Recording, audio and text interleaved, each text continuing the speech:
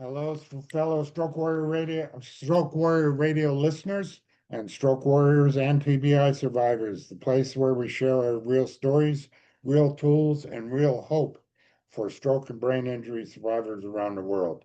Today's guest is someone who understands recovery from both sides, as a survivor himself and as a leader in brain injury rehabilitation services. I'll get that right.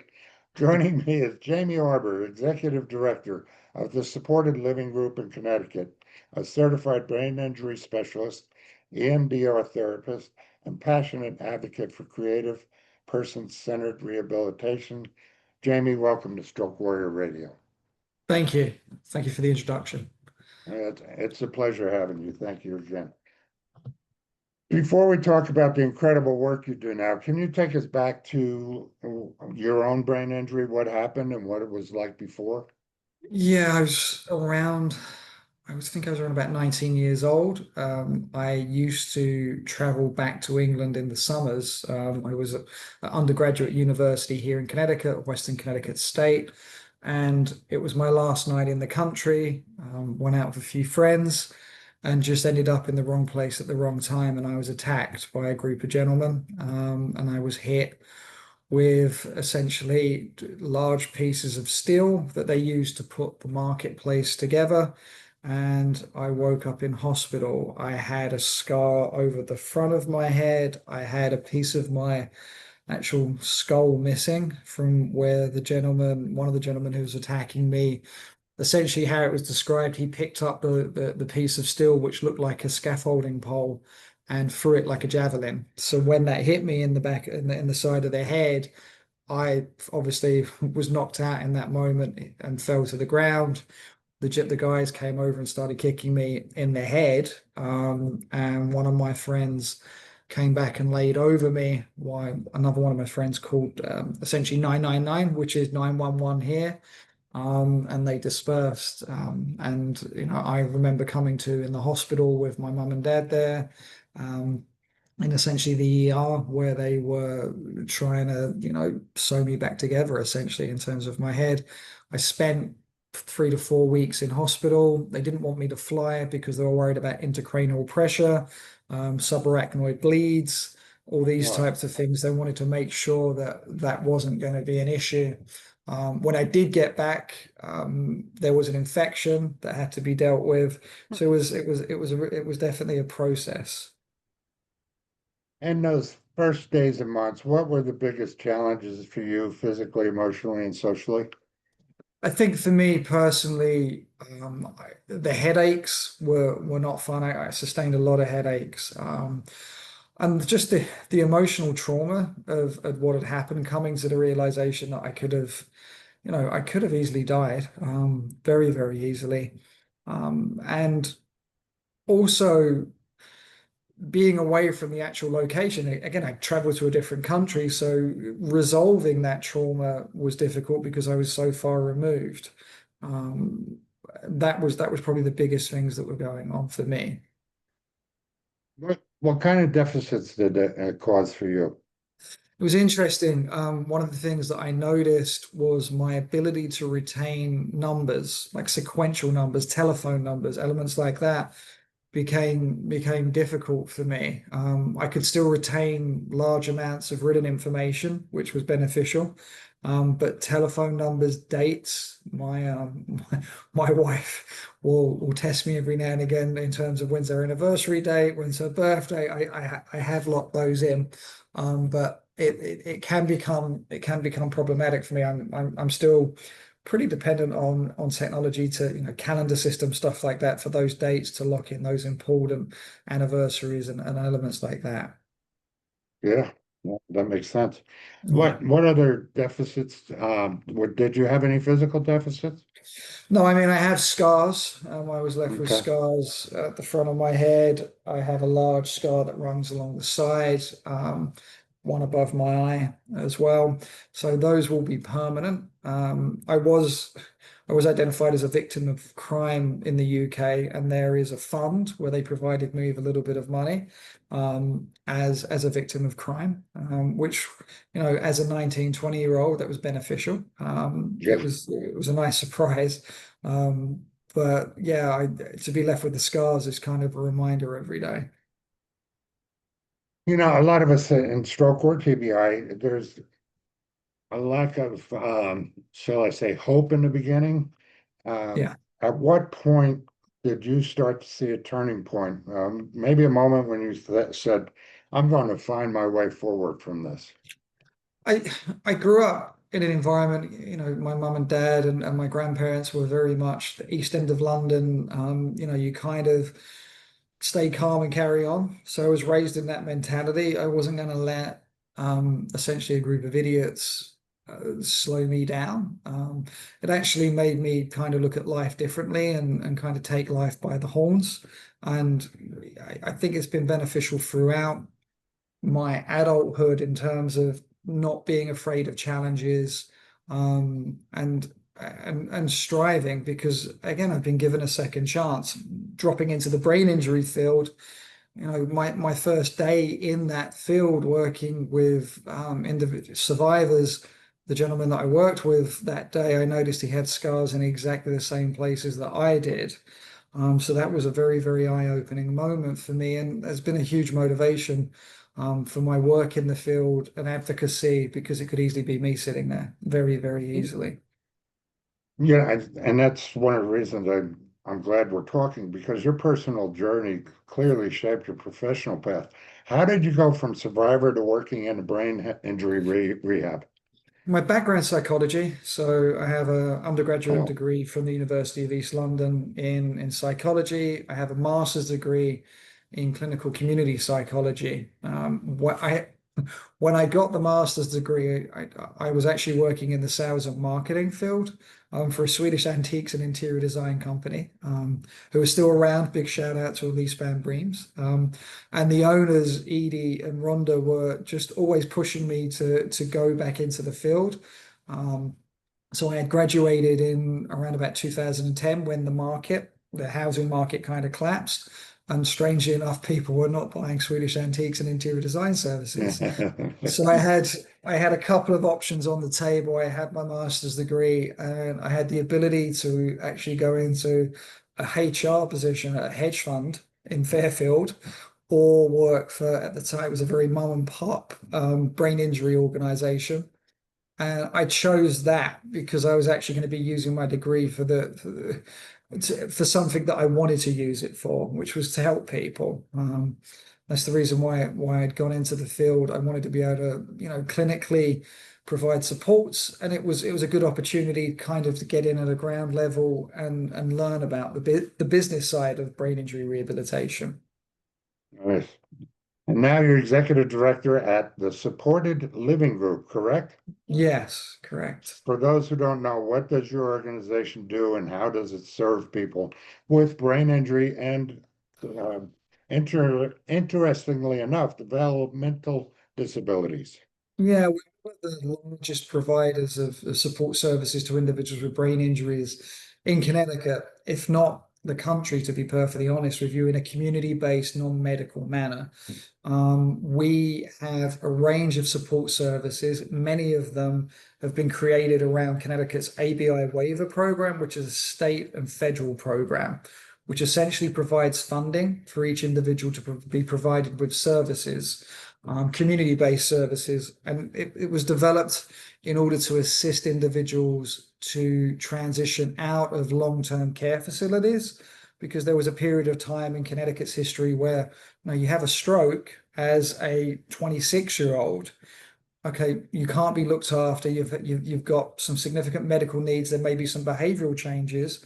Those individuals may end up in a nursing home, long-term care. And that's no real life for a 26-year-old who's looking to progress and continue on. So the state and federal governments identified a waiver program as an opportunity for individuals to live in the community of their choices and essentially be supported to find hope and purpose again.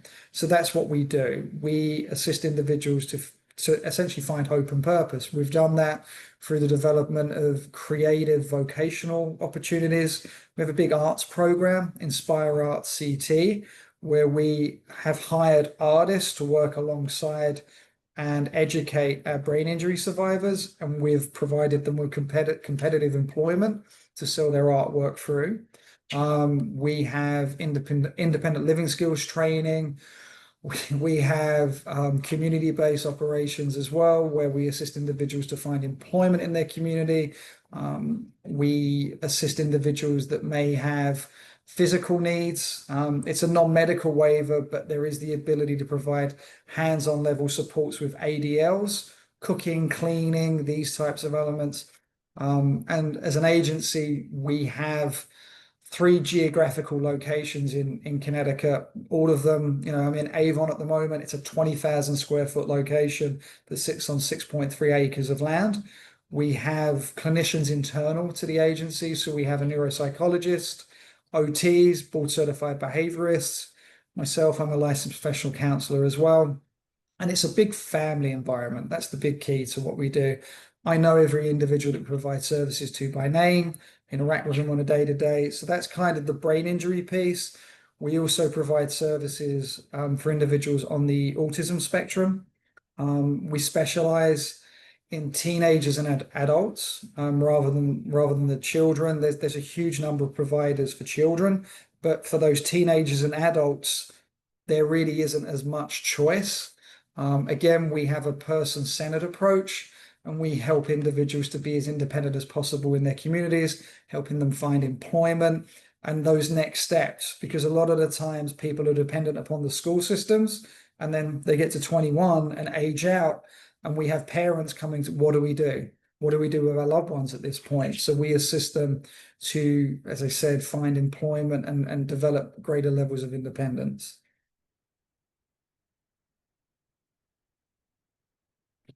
I think you're on silent, Ralph. I think you went quiet. One of the There you things that, well, it's an amazing program you guys have there. And one of the amazing things that I found, not early on, but eventually, is something they didn't tell us about the mental health aspect. You've been pretty outspoken about the gaps in post-discharge support for survivors. Where do you think we're failing people the most once they leave the hospital? I think there is a lack of cohesive thinking that occurs for most individuals, most survivors, whether they be stroke, traumatic brain injury, the ability for those individuals just to simply transition back home and go about their lives isn't realistic.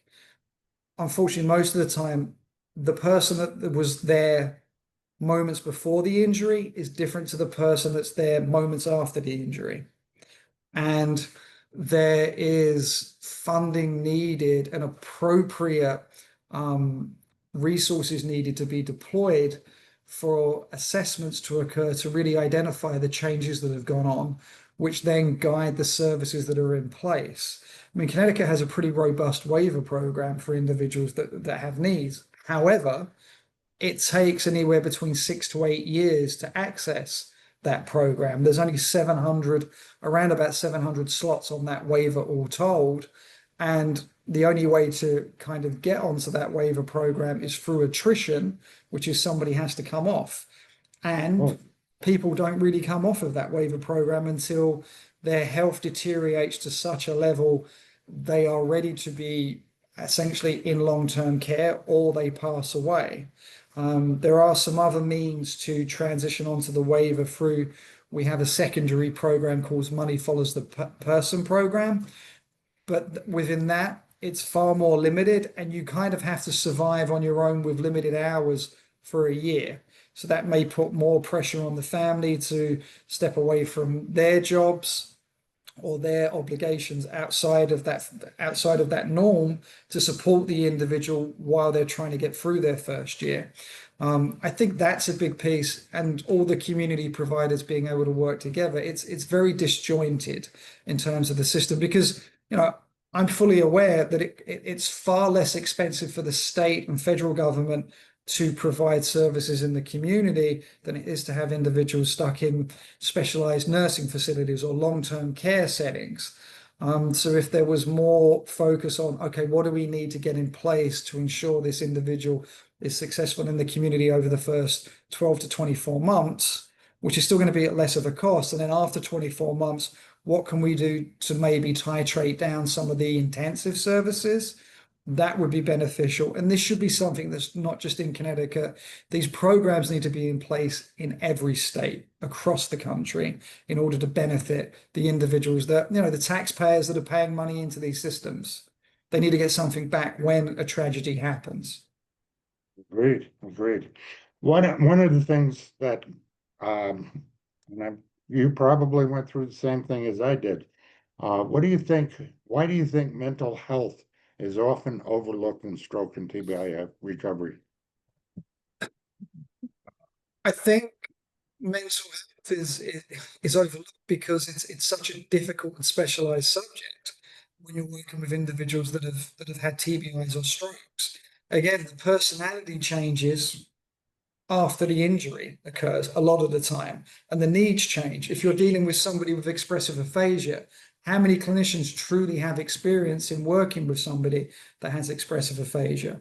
If you're dealing with somebody with memory loss, and every session is going to be retouching upon something that you worked on the session before, if you're not trained in that component, it can be incredibly frustrating for a clinician as well as the person receiving the supports. For myself, I'm trained in trauma. I'm a certified EMDR practitioner, eye movement desensitization and reprocessing, that I found to be very beneficial within the brain injury population because it removes a lot of the traditional needs for that talk-based therapy, which can be taxing on somebody that's had a brain injury. If you're sitting in a traditional modality where you're integrating in talk therapy for 45 to 50 minutes, somebody with a brain injury, that can be extremely taxing, and you're asking the individual with the injury to remember the back and forth that's going on. So EMDR has been very beneficial in that.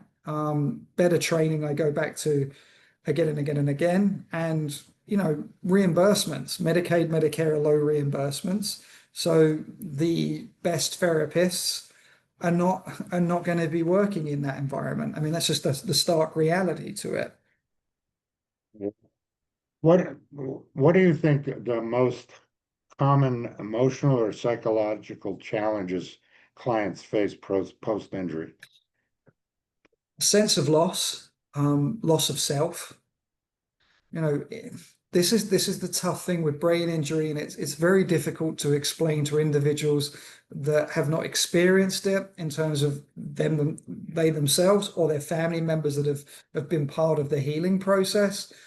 The individual loses everything after the injury. They lose that sense of self. They potentially lose their employment position.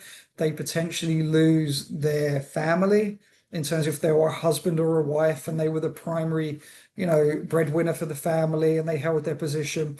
Personality changes that happen. In traditional therapy, a lot of the time you're trying to pull from subconscious something that's impacting conscious in the day to day. Well, if the person has completely changed, what are you pulling from subconscious? That can be very difficult, and the coping mechanisms that are put in place.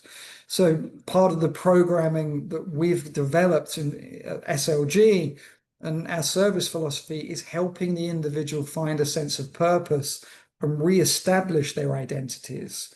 Because in the Western world, from the time we're children, we're kind of trained, okay, you've got to work to develop a career. What job do you want? What do you want to be? And if you were a banker and all of a sudden you wake up and you've sustained a stroke and you're unable to go back to work, okay, you're no longer a banker anymore. If you were that banker and you were the mother or father of 2 to 3 children and you were caregiving for them, and all of a sudden you can't do that. All of a sudden you're not fitting into that nice, neat role of being the parent that you were before. So again, that sense of loss and helping the individual rediscover, you know, a sense of purpose in their lives. Is trauma from the injury itself manifest differently than traditional depression or anxiety? Yeah, for a lot of individuals, I mean, a lot of the time it's classic PTSD that occurs depending on the nature of the injury, and then you have trauma after the injury that occurs time and time again. If you have short-term memory deficits, every time you look in the mirror as you age, it's a different person looking back because you're working in long-term memory. So that's trauma every day. Not being able to do the things that you used to do can be hugely traumatic to the individual. And that's where you start to see behavioral episodes occurring, the anger, the agitation, the depression.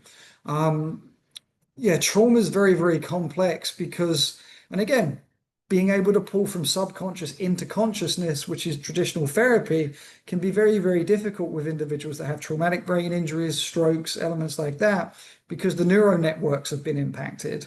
So it can be problematic, and that's why we have our creative arts program and horticultural programs, because you're doing non-traditional therapeutics within the context of supported living opportunities or vocational opportunities. Because if you're dealing with somebody that had a stroke and then has expressive aphasia, their ability to really communicate through what they're feeling and what they're experiencing may be limited and could be really frustrating to them to try and express that. But if you work with them in terms of a creative project where they're able to put their thoughts and feelings into an art piece, that then assists us to understand what's going on. And that's been important for us. Excuse me. Before I get into the program a little bit more, you've also been very active in advocacy, speaking about the fair wages for people with disabilities and oversight of autism centers also. Why are these issues so important to the brain injury community? There's been a long-standing situation with individuals with disabilities in terms of being paid sub-minimum wage. And that's not really, that's a delicate argument. So because of the benefits and the way benefits are structured, individual disabilities can only earn so much money. So they're kind of locked into, with supports, I can be assisted to find a competitive employment position in the community or with a company like SLG. And if I do that, I may be therefore my benefits may be impacted and my placement on the brain injury waiver may be impacted, which is something that is concerning for them, or they're locked into piecework, that traditional stuff that's more familiar with a lot of people, where it's sub minimum wage. And it's limited in terms of how much money a person can earn. So I've always pushed the boundaries or the levels for eligibility in terms of disability, access to disability services needs to be elevated every time there's a minimum wage increase. That doesn't consistently happen. And therefore, individuals are constantly panicked because they've got too much in their bank account or they're earning too much per hour and they're having to reduce down their hours, which is a problem within the system because the whole hope for most individuals is to redevelop, as we're going back, that sense of purpose, to find an employment position with supports to enable them to be as independent as possible. So a lot of individuals are trapped in this vicious cycle of, well, I want to work, but I can't work X amount of hours because then I'm making too much money and I'll lose my benefits. And the benefits are there as a safety net because we know working with individuals with brain injuries, fatigue occurs. Medical complications happen far more quickly that could knock the person out of that position, that employment position far more quickly.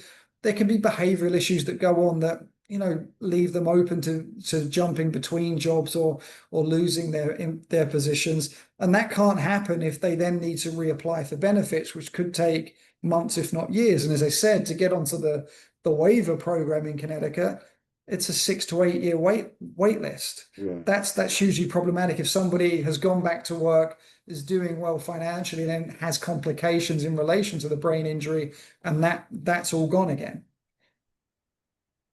I like the programs that you do, because early on, I got PT and OT and that was about it. Nobody told Yeah. me about other opportunities for therapies. And now today, I believe there's 10 different therapies.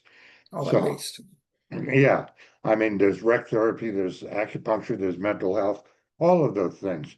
One of the things I love about your approach is you integrate art and creativity. Why is creativity rehabilitation so powerful and works so well for so many? Definitely the sense of purpose that comes back in. The art and creativity is multi-layered. So what we've found is we've assisted individuals to regain confidence through the artwork they're producing. PTOT, like you mentioned, fine motor skills. Well, you've got to use a lot of fine motor skills to create a wonderful piece of artwork under the tutelage and supervision of one of our artists. What also goes on is then through the tutelage and supervision, you're offering corrective redirection. So therefore, when the individual goes home for the day, or they're outside of the program, and maybe one of their support staff members has to offer redirection in the community or in a residential location, it's not so jarring for the person. One of our kind of standout artists, she won't mind me mentioning her name, Lorraine Pablo. She suffered a stroke at the age of 26. After the stroke, she had expressive aphasia, left-sided weakness throughout her entire body. And when I first met her in 2010, I always call her, she was Adrian out of Rocky One. Very, very quiet, hat on, glasses, and would only work on small pieces, like A4 pieces of paper. But over the years, as I've worked with her to develop confidence, she's now working in huge, like 6 foot by 8 foot pieces. And because of the paralysis and the disability, the way that she creates the majority of her pieces is through individual torn pieces of paper that are collaged together to develop the piece. We have another young lady, Grace, who also stroke survivor, expressive aphasia, weakness. We've worked with her to develop an artistic style where she incorporates beads and textiles into her creations, and that's enabled her to overcome the elements. We've also been doing a lot with horticulture at this point, because Yeah. developing gardens, wheelchair accessible gardens, and opportunities for individuals to be able to get their hands in the dirt.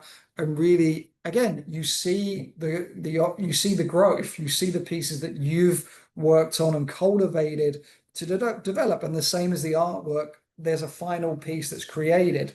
The sense of purpose comes in because an individual changes their identification. They have the ability to go from being a brain injury survivor to being an artist, to being a gardener, and they start to reclaim that sense of independence. Because who am I or anybody else to own their identity?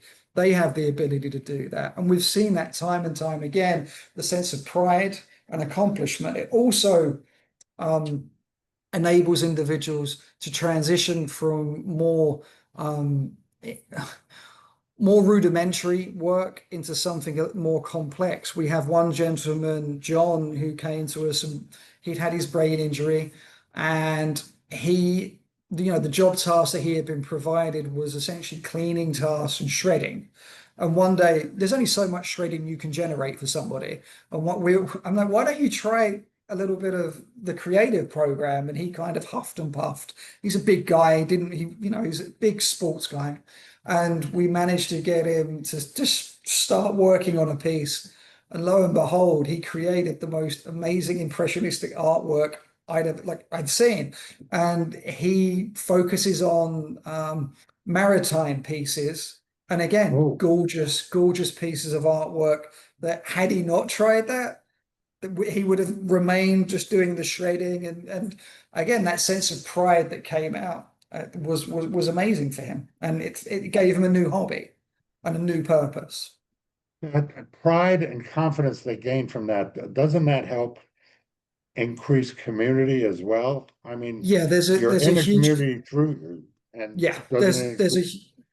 we have a huge community of individuals that we provide services to. The way that the agency works, although it's a large company, we've maintained a sense of family. So even our clinicians that we have on staff, I have two occupational therapists on staff. I have a board certified behavioral analyst, neuropsychologist. We're all interacting with the individuals and they're interacting on a day-to-day basis, which is hugely important. The individuals make friends together. They go out to community events together. I've got a group of grizzly older gentlemen that like to go to steak night every Friday at the Texas Roadhouse. That's where they're going to be, enjoying themselves. And it brings back, you create the community, you recreate and assist individuals to develop friendship groups. You're bringing back a level of normality that was in place before the injury. Again, it's not about constantly being reminded that you have an injury. It's about creating opportunities to move forwards. And that's what we try to do.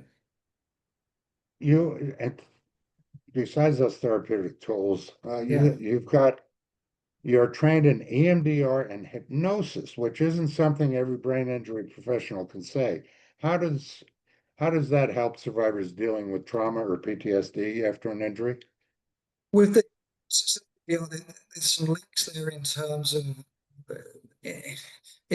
the way that you help reduce their stress and anxiety. With hypnosis, we can do a lot of guided imagery work with the individuals. And again, we go back to the trauma. A lot of individuals are struggling with trauma, so we can help to develop safe place techniques with the individuals and with the hypnosis anchor those safe place techniques, which has been hugely beneficial with a lot of the people that I've worked with, even down to like smoking cessation or behavioral adaptations. In the past, I've worked with brain injury survivors to reduce down anger outbursts, elements like that. What the hypnosis is a good way to approach a brain injury survivor to start off with because it's easy to work with the individual. It's more clinically based than the stage show stuff that you've seen. Yeah, And then once I develop a good rapport with the individual, we can then move on to the EMDR pieces, which is really, really working towards the trauma element of what's gone on. I love And it. with EMDR, there's a lot of different modalities in order to get that bilateral stimulation that enables the work to occur. So a lot of the times people think EMDR, it's the person waving the finger back and forth or the light bar, but it doesn't have to be that. It can be tactile in terms of tapping or touching of the shoulders. There's also the butterfly hug technique in order to open up the networks where the trauma can be trapped within the body. And I do a lot of that work privately in my clinical practice, but it's hugely, hugely beneficial. And as I said, the hypnosis outside of, I promise your viewers, I don't have any of our clients walking around clucking like chickens, but in terms of just relaxation techniques, we actually have a guided imagery piece that we do every week in our art program. I'm actually going to be doing in the next couple of weeks a session down there incorporating visualized hypnosis and bilateral stimulation through sound, just to help the individuals begin their day in the right way. Very cool. Very Yeah. cool. What are a couple of small, realistic steps you think survivors and caregivers can take right now? And this again, it's something they don't tell us, but take right now to help with recovery. I think in terms of caregivers, listening to what the survivor wants in terms of their recovery and not saying no. I don't think anyone has the ability, anyone should ever say no to an adult. It's helping the individual get as close to their hopes, goals, and dreams as possible. The other element is for the survivors, identifying what's available to them in terms of resources in their local community, whether that be through their state government or the federal government, because resources are really, really important. I go back, you've all paid into the system in terms of your taxes. You've got to work to access the opportunities and services that are there and available to you. And because they may need to be accessed for the ongoing future. And that's really important. It's not about trying to do this on your own.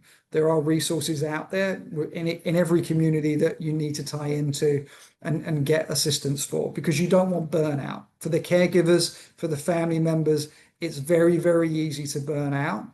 And you've got to try to avoid that at all costs. Great. If you could speak to directly to a survivor listening today who's feeling hopeless, what would you say? I would say there is always opportunity for growth and there is always opportunity for recovery. And that again, you have the ability to write your story. The book isn't closed, the chapter has ended, but now there's an opportunity to start writing new chapters with the right support. It's definitely being open to support and finding the right opportunities. If you find a community-based agency and you're not happy, it's the same as if you've got a cell phone provider and you're not happy. You should not be trapped with any provider, any services. You have the ability to change based on what you want to see as your programming. If you're in or on a waiver program, same things apply. It's your money. You should be able to get the services that you want and need in place. Never be told there's only one option, because there isn't. I even went so far as to inspect therapy facilities before I decided on one. I advise people all the time to do that. I tell people I could be the best salesperson in the world.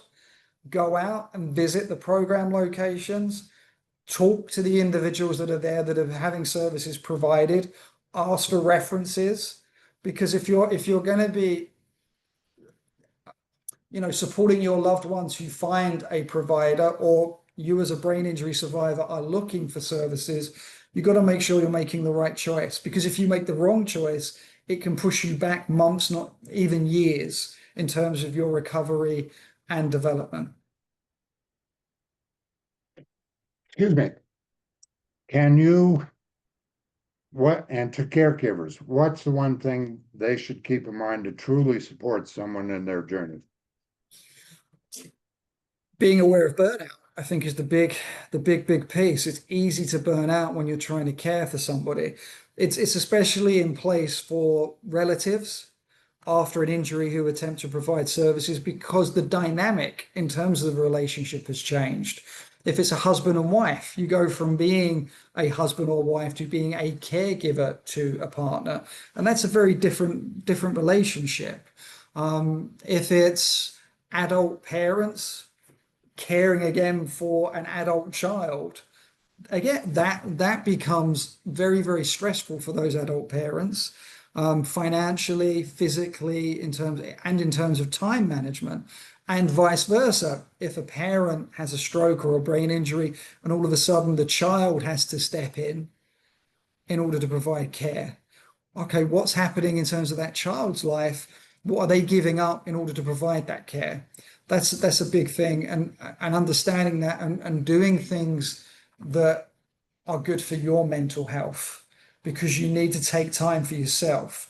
You can be an amazing person with a huge heart, but there's only so much you can pour in to the other person before you're empty and frustrated and tired and just ready to give up. So I definitely say look after yourself as much as possible. Agreed, agreed. Quick fire round for you, just to get to know you a little bit. Early bird or night owl?